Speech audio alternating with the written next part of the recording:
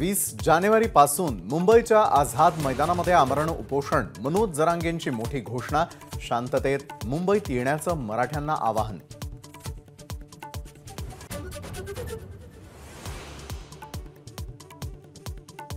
सरकार मराठा समाजाचा अपमान करतंय, फसवणूक करतंय। मनोज जरांगेंची सरकारवर टीका।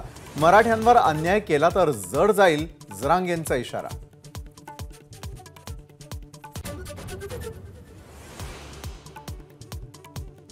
मनोज जरांगेंकडून छगन भुजबळांचा येवल्याचा येडपट असा उल्लेख।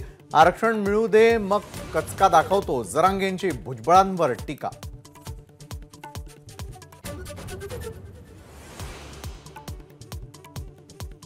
बीडमधील जाळपोळ प्रकरणी निष्पाप मुलांवर गुन्हे दाखल केले। येवल्याच्या येडपटाच्या मेहुण्यानंच त्याचं हॉटेल जाळलं, मनोज जरांगेंचा आरोप।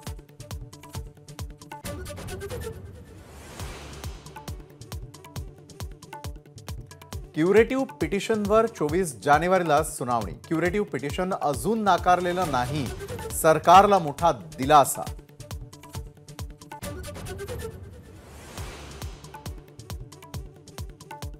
लोकसभा निवडणुकीसाठी महाविकास आघाडीचं जागा वाटप अंतिम टप्प्यात। राहुल शरद पवार राहुल गांधींची चर्चा।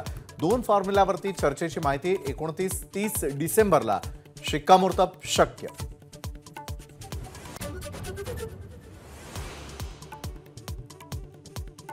मंत्री हसन मुश्रीफ यांचा जितेंद्र आव्हाडांवर एकेरी शब्दात हल्लाबोल। आव्हाड पक्षात एकाकी पडल्यानं भ्रमिष्ठावस्थेत, मुश्रीफांची टीका।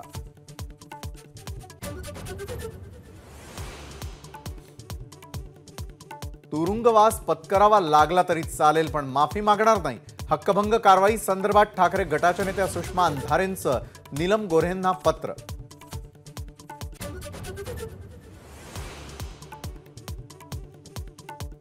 नागपूर जिल्हा बँक घोटाळ्या प्रकरणी काँग्रेस नेते सुनील केदार यांची आमदारकी धोक्यात। आमदारकीचा निर्णय आता विधानसभा अध्यक्षांच्या कोर्टात।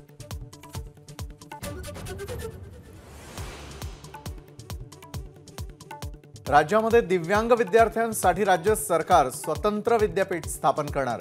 माजी कुलगुरू मुरलीधर चांदेकर यांच्या अध्यक्षतेखाली 15 जणांची समिती स्थापन।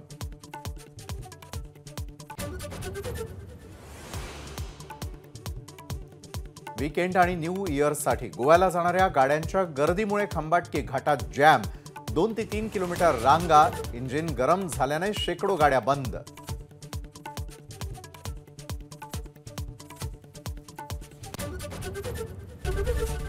एबीपी माझा, उघडा डोळे बघा नीट।